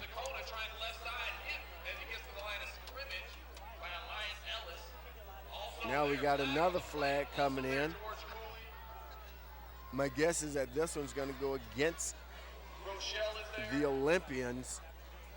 Don't want to be premature in this, but, well, I'm wrong. They're saying it's going to go against the Centaurs, and if it is, It's probably an unsportsmanlike conduct call. Dwayne Zuniga and Cooley were kind of staring and pointing at each other. So you got a lot of stuff going on in the pile right now, Dave. And Culver City again, I guess, showing why they are winless in the Bay League when you blow opportunities like this. And I think we've had somebody tossed out for Culver City. And the indication, although they don't tell us who's been ejected, the indication is that there's also an ejection, because they never said who. Unfortunately, we can't convey that information to you. I'd like to know myself. Well, they're showing a passing formation, receiver flanked to both sides. And I would have to think that Dwayne Zuniga may have been the one that was tossed. As we see Sean Lyons and Eric Allen in the ball game now. So it's a 3rd and about 18, fans. Here's the roll. Here's the pass. This is intended receivers. Receiver still on his feet. Let's see where they mark the progress. This one's going to be interesting. Reception was actually made farther downfield, and he was driven back. They're going to say that because he had an opportunity to run, they're going to mark it back where he's finally taken down, which was about the 32-yard line, 33. And I guess he didn't, maybe thought he could make something extra, but Ronnie Bro wraps him up and winds up losing more yardage. So this is a big 4th down for them, about 4th and 10. 4th down play for the Culver City Centaurs. The quarterback drops it back, rolls left, throws to the end zone, and it's broken up. Lalure with the great defensive play breaks it up. So with 1:22 left here in the 3rd quarter, Leuzinger's 14-point lead still good, and they're going to take over on downs at their own 33-yard line, where it'll be 1st and 10 for the Olympians, Dave. I give Andre Rochelle credit there, because the last 2 plays, he was coming in, making Cueva have to throw the ball a little quicker than he wanted to. He forced Cueva out of the pocket to his right, and he eluded Cueva, but was able to get the pass off. But if Cueva can sit back there and throw, he's got more time to perhaps look for another option. And he happened to throw to a guy who had 4 dark jerseys around him, and it leads to a big incompletion, and it goes back to the Leuzinger Olympians.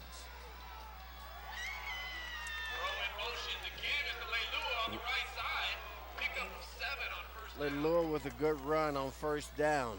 That's what you want. You pick up the 7. Of course, if you had an air attack, that would open up your air attack some, but all it does is makes it a 2nd and short. And the last series, when we said they had to kind of shake things up a little and be a little unpredictable, they did it. And if it were not for a nice defensive play in the secondary, they may have had 6 more.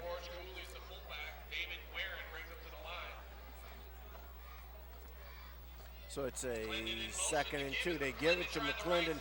He's going around the right, picks up the 1st down, bowls over a couple of people, gets out near the midfield stripe, just inside of it at about the 49-yard line, where it'll be 1st and 10 for the Olympians. And another good lead block by Andre Rochelle. You saw him on the defense. Now you see him, number 54, pulling there on the right.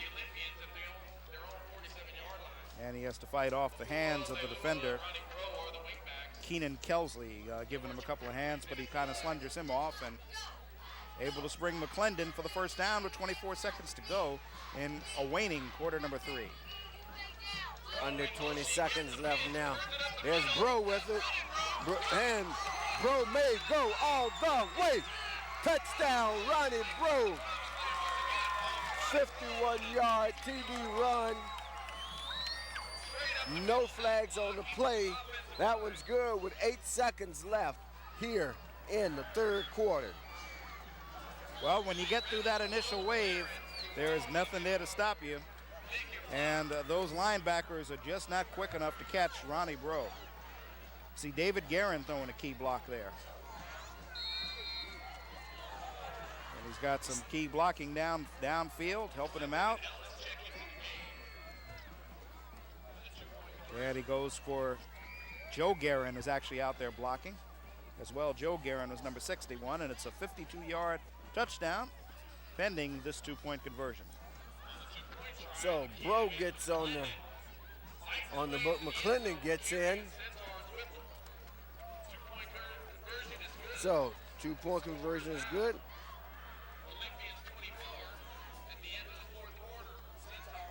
My 8 would seem to make it Olympians 22.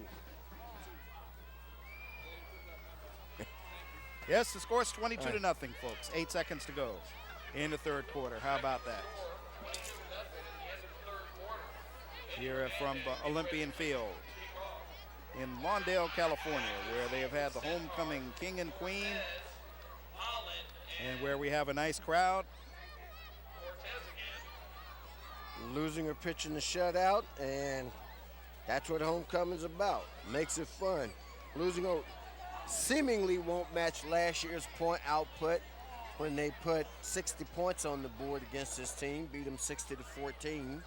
But right now they do have a shutout working at 22-0. Again, one of those things, and this is what I talked about, it happened here in the third quarter at the end of the first half. When you play them, those backs keep pecking away. Here's the kickoff. And they have a problem handling it. It's going to be stopped at the, in fact, it's going to be ruled down at the 20-yard line. 20-yard line for Centaurs, where it'll be their ball, 1st and 10. So 6 seconds to go in this quarter. He'll try to get something positive, taking it into quarter number 4. And the Leuzinger Olympians grinding it out.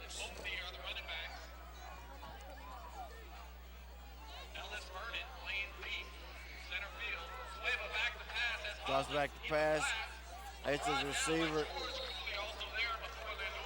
Well, Holland takes a 5-yard gain and makes it a 2-yard gain.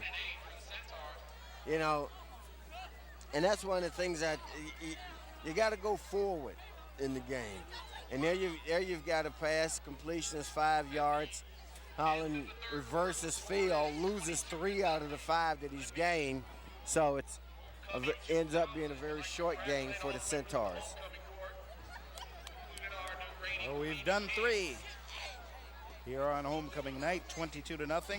As you look at number 22, George Cooley, and that last touchdown scored there by Leuzinger may have put the nail in the coffin.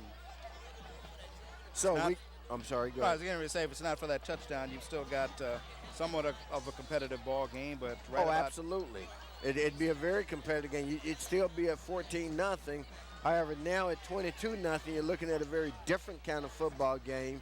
First of all, you change the offense for the Centaurs, I believe, with 12 minutes left in the game as we have the change of quarters right now. We're starting the fourth quarter momentarily. Centaurs going to have to go to the air. Leuzinger knows that. They'll be laying back in a nickel defensive package waiting on them. And as we saw that on that first pass attempt. But again, considering the fact that the Leuzinger Olympians have not been strong defensively against the pass this year, well, this could turn out to be some good practice.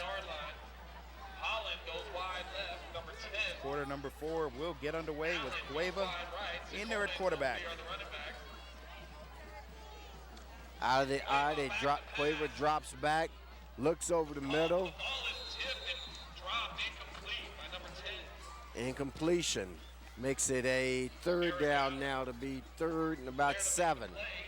Well, that was Eric Allen he was looking for. And, you know, it's funny. He said, what has happened to Eric Allen? He was one of the keys for them last season. He's a senior.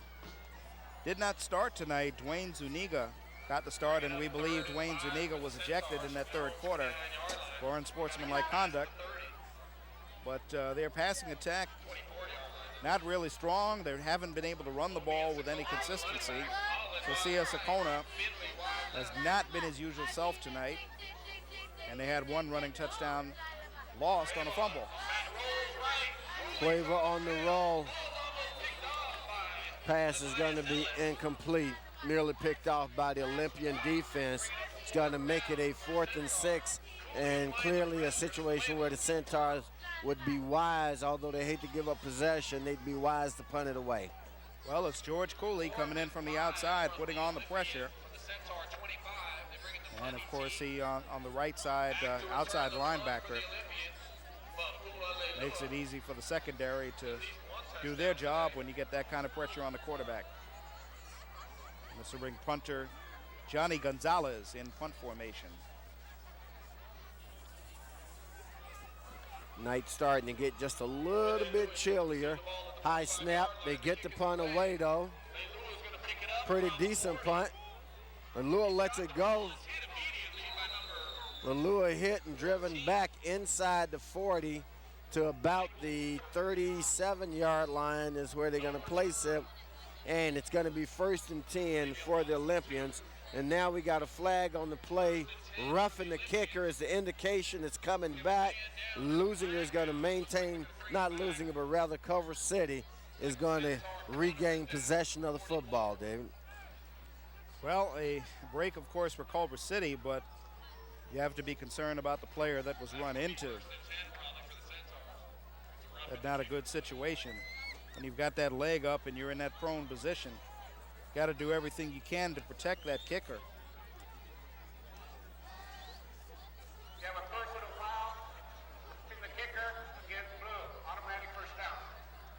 So it is Automatic. the personal foul variety. Let's see if we can see that again, because we've got an injury timeout on the field for our guys in the truck, so there won't be any action for a moment or two. If we can look at that, if we have a shot to see that replay again. There you see the kicker being brought to his feet.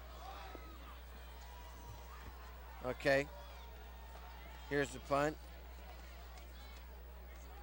Yeah, We see a couple guys crash into him. We don't get the real good look. But, as always, Lawndale's Community Cable Channel 22 and the production crew, led by the one, the only Mr. Tom Strickfadden, and a cast of thousands. Well, maybe dozens. Well, maybe a half dozen. But anyway, Oh, they do that their best. they do a show called Lawndale Living, I believe, which they've got a Halloween, spooky Halloween edition coming up. I was a guest on that show. They didn't want to let me leave. So Leuzinger regains possession. I mean, not Leuzinger, the Centaurs, I should say. They keep it on the ground. They're going to be lucky to get a yard on this. They've got 11:35 to make up 22 points. They get one break already here in the 4th quarter where they get to maintain possession courtesy of the Leuzinger penalty on special teams. And if they have any glimmer of a hope with 11:17 to go, they've got to get points on this drive. No doubt about it.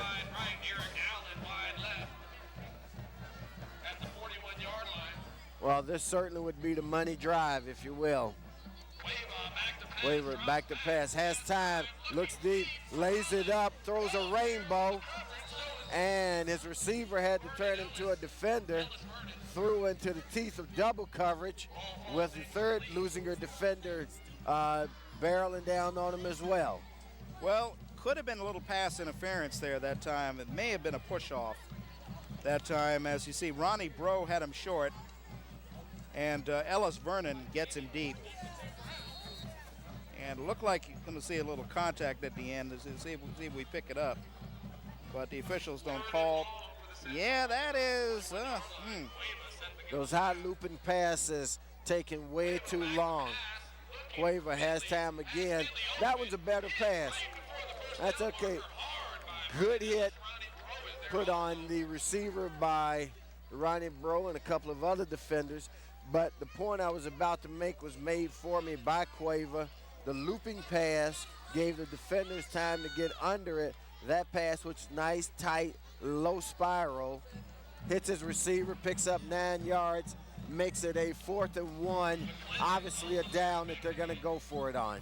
Well, here's the interference that wasn't called that time. It's we see that one again. Now this is Well, we don't get to see the end of the play. And well, we were talking about lost in space earlier. How about a bat replay? Fourth and a very little. This should be a quarterback keeper here. Whoa! Well, now we're going to change the dynamics completely because now it's going to be a 4th and 5. Well, yes, it's going to be a procedure call as you saw the man there on the right side of the line move. So the right side of the Centaur line jumps on the play. And they have to go for it. Just a couple of ticks under 10 minutes to go, 9:57. They will go for it. Well, it's one of those things where makes an easy situation 5 times more difficult now because it was less than a foot. Now it's 4th and 5 yards. Culver has to get rid of it. There's the pressure, puts it up, and it's incomplete. And he definitely heard some footsteps that time coming from the outside.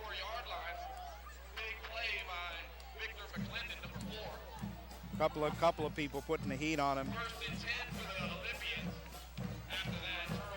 So Leuzinger will take over on downs at the 8:38 mark of this 4th quarter. Leuzinger band starting to get into it a little bit, pump the crowd up. So it's Leuzinger's ball on downs at the 44-yard line of the Centaurs. Cooley in the backfield. Lalua, here's the pitch to Lalua. He hits the middle, goes back to the left side. Lalua has running room, has one man to beat, and touchdown Lalua. 44-yard touchdown run at the 9:23 mark of the 4th quarter. Well, this game is history as Culver City basically tired and dispirited at this moment, giving up a fairly easy touchdown. Tackle should have been made there somewhere. He cuts to the right and it's going to go to the counter. And nobody able to get a glove on him, and it's just a foot race to the outside. One guy there with a shot, number 6, and he gets past him for the touchdown.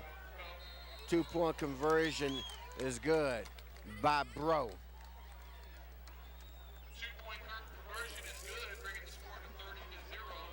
So we've got a 30-0 score, and I think any glimmer of hope that the Centaur faithful may have had was just extinguished.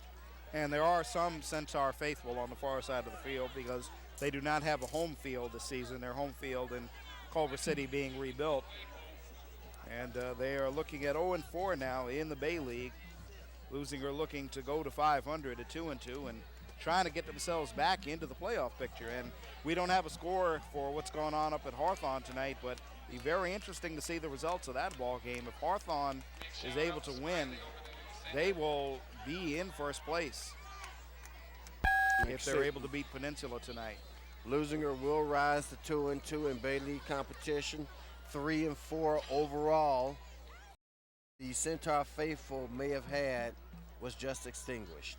And there are some Centaur faithful on the far side of the field because they do not have a home field this season. Their home field in Culver City being rebuilt.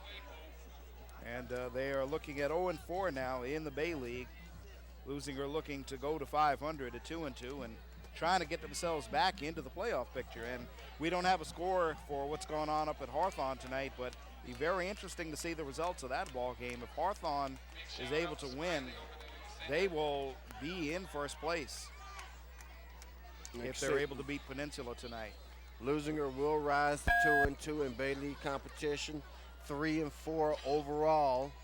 This will be the 7th game. They need to put together a nice 3-game winning streak to have a shot at a playoff position. They've got to, basically they got to win out, as the expression goes, to have any consideration Short kick taken at the 25-yard line. Brought down at about the 31. So it'll be 1st and 10 for the Centaurs. 9 minutes left here in the contest. Centaurs moving from the mountains to the ocean or from the desert to the sea. Well, as you talk about upcoming games for the losing Olympians and how important the schedule gets, they go to Redondo next week, and Redondo right now 2-1 is ahead of them. Redondo playing Miracosta tonight in a very big ball game. They're playing that game at Redondo. They, of course, still have Peninsula on the schedule, and Peninsula is going to be an away game. And they have their crosstown rivals, the Hawthorne Cougars, coming up in November. So quite a big schedule, big and important schedule.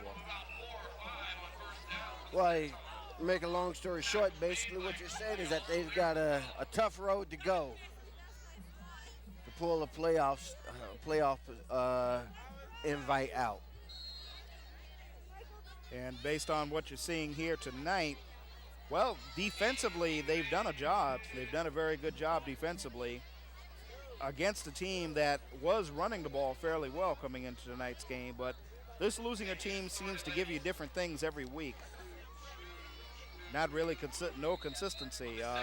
If you want to be positive, if you want to look for something positive, you could say that the coaching staff, led by Mike Witt, literally chewed them out this week and was totally unhappy with giving up 42 points to Beverly Hills.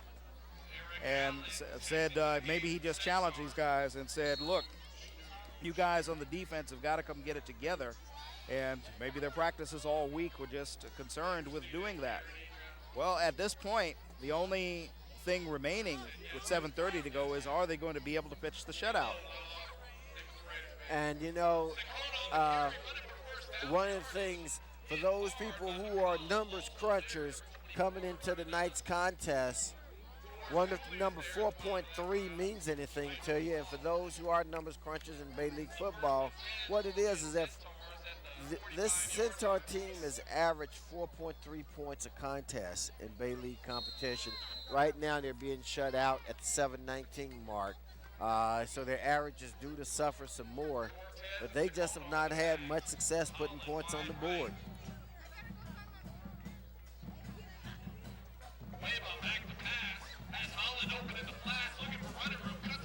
You know, they're one of those teams, we talk about some teams being good between the 20s.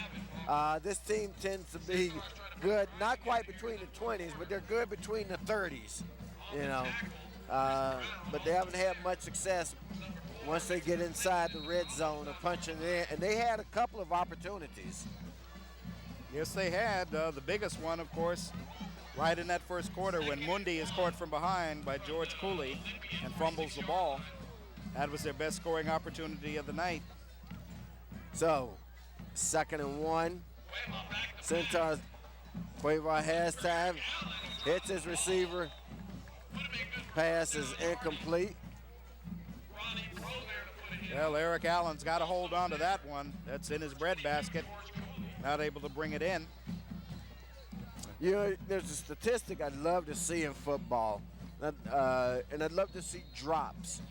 A stat called drops, because the quarterback is the one who suffers statistically on that drop pass. It goes as an incompletion for him. Receiver suffers no statistical consequence. So it'll be a first down for the Centaurs as they move it across the, what looks like the 40, across the 45. Well, Ellis on the tackle, trying to keep him from getting the first down. Elias Ellis. I ever said, why don't you give the receiver an error like they do in baseball? Just drops a pass like that, say E wide receiver, EWR, E wide receiver. We had softball, Leuzinger softball coach Vicky Sanders was with us our last break. Softball and Waver back to pass again, hits his receiver. They get a first down. They're down near the 30.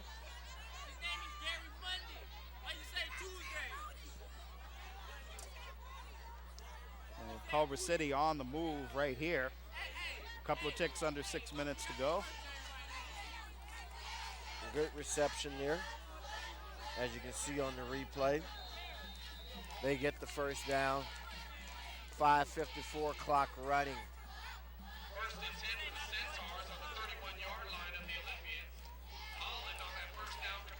They're having a little fun tonight. Finley goes with them. Slot left for the Centaurs. Cortez and Sakona are the running backs. The give it to Cortez on the right side, but he's hit right when he gets the ball. Well, Cortez not able to get much out of that carry. Tackle for a 2-yard Winston loss. corrals him. And it's a 2-yard loss on the play. So how much, 12 years now, Rufus, you said? Well, actually, we're going into our 13th year. And this is, and as always, it's a lot of fun. We've still got some good contests coming up, fans. As Dave mentioned, of course, the Leuzinger Hawthorne game still looms a couple of weeks out. Well, as you saw him under pressure that time, bringing up the third down, I guess my question is there any videotape of you? Is there any video of you going back 13 years ago? I mean, Who knows? Somewhere in the archives, there may be something. I may have a tape or two at home that I've kept from over the years. And did you used to wear your hair like Greg Gumbel back then? Not back then. He hasn't caught up to the idea that the 80s are over yet, but you obviously have. No, it's been fun. The crew here, a lot of guys have been here for years, and this thing has been fun. What's interesting, though, you go year in and year out, and you got to realize that some of the people who were kids then that I saw 13 years ago, you can venture a guess they're 31 years old now. That gives you some perspective of time, right? They were high school juniors, seniors, and they're in their 30s. It does go by quickly when you stop to think about it. And this fourth quarter can't go by quick enough, apparently, for Culver City. They will go for it on fourth down. As you see the time, folks. Yeah, well, as you say, Culver City's certainly out of options right now. The crowd, like us, really wanting this event to be over. Not a lot of excitement left. Well, the forward progress had taken him near the first down, but he was driven back about 4 yards short at the 24-yard line. Needed to get to the 20. They mark it at the 24, so they fall 4 yards short, and possession goes over to the Olympians. Well, a good play, but they come up a buck short as Ronnie Bro makes a hit on Holland. And some of the crowd here going to start to head off. I believe that's Tavita Macallo decked out in the, wonder if he knows Benny Agbayani. I wonder if Tavita Macallo knows Benny Agbayani. Is that right? First and 10. Allure with the carry. Good carry on the play. Got an Olympian a little slow to get up. That was big number 54, one of the offensive linemen. Of course, we were looking for 54 in our program, and we know that that's Andre Rochelle, offensive guard.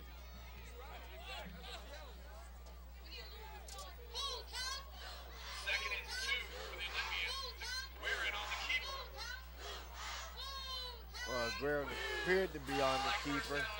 Actually gave it off to one of the running backs, and it's going to be a first down for the Olympians.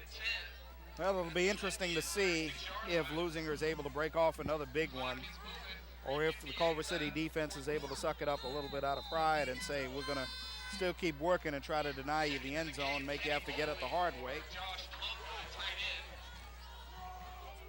So, fans, we've got 3:45 left in the contest.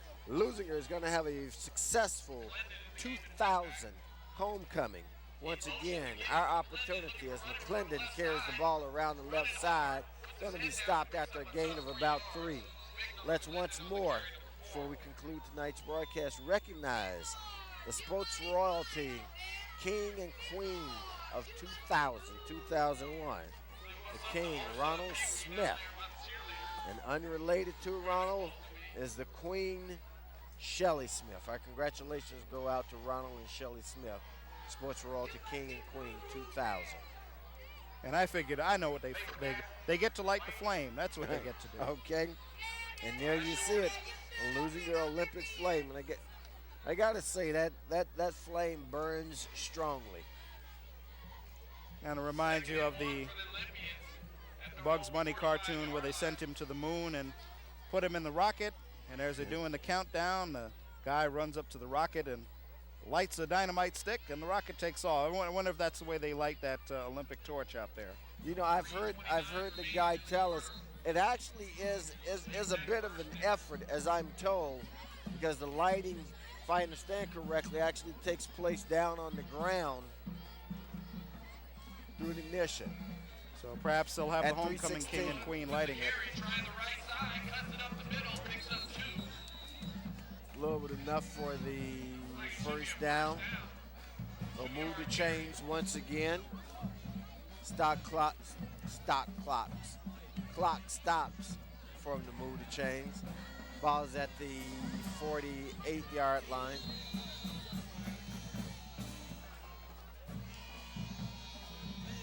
And at this point, as they pick up the first down, you just don't want to get anybody injured, of course.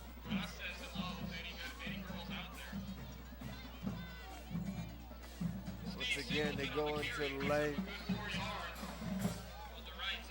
Oh, we have a new player, Steve Singleton. Haven't seen much of him. He's a junior coming in. He plays in the defensive backfield, and obviously he can also carry the ball. Also a couple of other newcomers that you don't regularly see. For Leuzinger, Kenny Mobley is in a tight end. 2nd and 5 for the Olympians. McClendon's the wingback showing motion. McGee is to McClendon on the left side, looking to turn the corner. He does. Pick up a 7 for the first Clinton picks up enough for the first down before he's brought down near the 40-yard line of the Centaurs. 1st and 10 for the Olympians. So they're picking up first downs at will now, Dave, as they methodically move down the field. We've got 2:14 left in the contest. Leuzinger looking to expand their 30-0 shutout. 1st and 10 for the Olympians. And unless they score, they've only got to snap the ball about 3 or 4 more times, and this one will be over.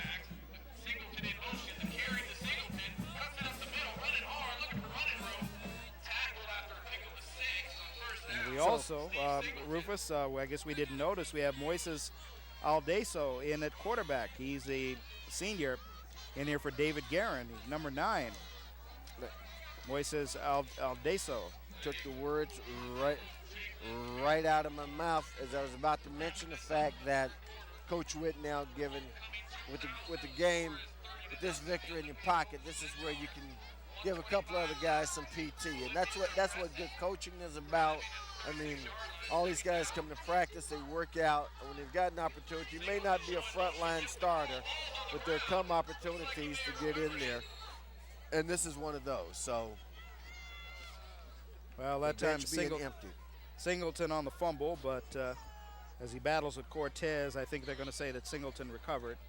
So at the 1 minute mark, Leuzinger Olympians will hold the ball. And he gets it back.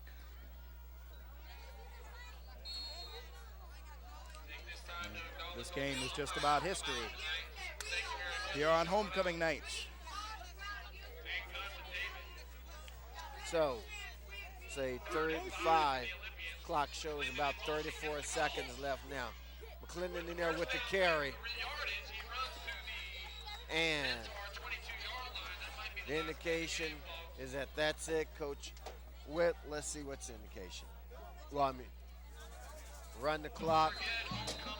And with that, unless there is a decision to stop the clock, Coach Witt tells this guys to back away. That's it. He calls the dogs off.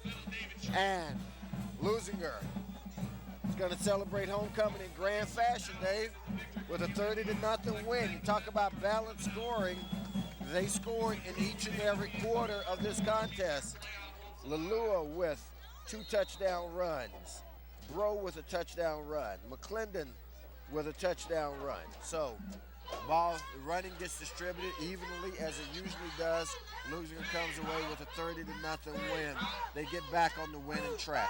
And the most important thing you see on your screen is that 0 by Culver City, because I'm sure Leuzinger and their coaching staff is going to be most thrilled by coming away pitching a shutout. There is no doubt about it. The defense this year for that team has been their Achilles heel, particularly in the secondary. You know they had to have gone into Beverly Hills last week figuring that they can beat Beverly Hills even though it was at Beverly Hills, and you know they were not happy about giving up 42 points. Well, they're playing a team that's in the cellar, not doing well, but still they're able to keep them on the ground, and they pitched a shutout here 30-0, and I'm sure they are going to be very pleased with that because they're going to need a tough defensive effort next week when they go to play Redondo Union on the road if they want to keep their playoff hopes alive. So with that, once again, a final from Olympian Field. Leuzinger 30, the Centaurs of Culver City shut out tonight. So for the entire crew at Lawndale's Community Cable Channel 22, as I mentioned before, these broadcasts brought to you under the auspices of the Lawndale Cable Usage Corporation, along with the City Council of the City of Lawndale. We want to say thank you to them. And as we sign off and say good night, let's recognize once again Tom Strickfad, Jose Bravo, Ali Santana, Sherry Greer, and the entire crew here at Lawndale's Community Cable Channel 22. For my colleague and color commentator, Dave Marks, I'm Rufus Washington saying good night, and we'll see you again next week on Lawndale's Community Cable Channel 22. So long.